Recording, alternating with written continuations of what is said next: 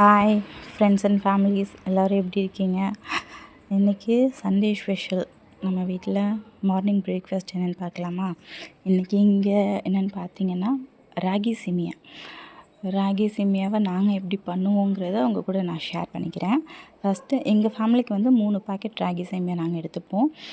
எடுத்துகிட்டு அதை தண்ணியில் கொஞ்சம் நேரம் ஊற வச்சு, அந்த ஊற வைக்கும்போதே அதுக்கு தேவையான உப்பு லைட்டாக போட்டுட்டு, அப்புறம் ஒரு 5 நிமிஷம் ஊற வச்சுட்டு, இட்லி பாத்திரத்தில் புட்டு அவிப்பீங்கள்ல, அதே மாதிரி கொஞ்சம் ஊறினதுக்கப்புறம் அந்த ராகி எடுத்து இட்லி பானையில் வச்சு ஒரு 5 நிமிஷத்துலேருந்து ஒரு 10 நிமிஷம் வரைக்கும் நல்லா வெந்துடும்.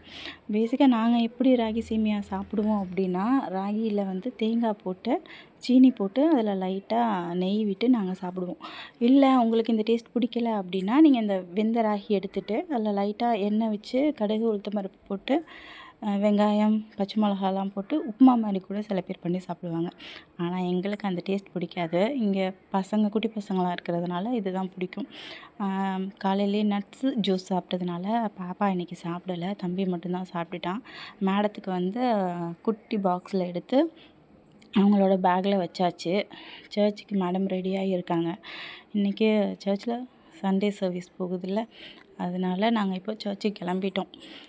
ரெடியாகி வெயிட் பண்ணிகிட்ருக்கோம்.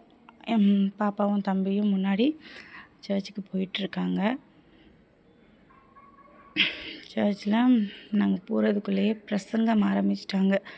அதனால் பிரசங்கத்தெல்லாம் நல்லா கேட்டுட்டு, நல்லா ஜெபம் பண்ணிவிட்டு, எங்கள் பாஸ்டர் ஆராதனை பாட்டு பாடும்போது பாப்பா நல்லா கைத்தட்டி நல்லா ஜாலியாக என்ஜாய் பண்ணாங்க.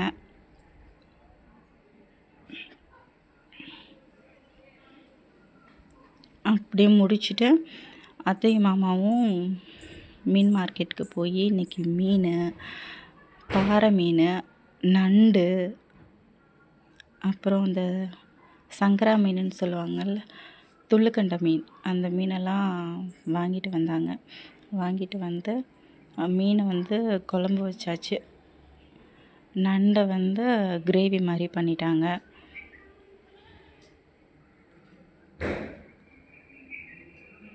அப்புறம் உங்களுக்கு ரெசிபி வேணும்னா நீங்கள் கமெண்ட்டில் ரெசிபி அப்படின்னு சொல்லுங்கள். இதை எப்படி பண்ணுறாங்க அப்படிங்கிறத நான் உங்களுக்கு ஒரு வீடியோவாக எடுத்து போடுறேன் வேணுங்கிறவங்க.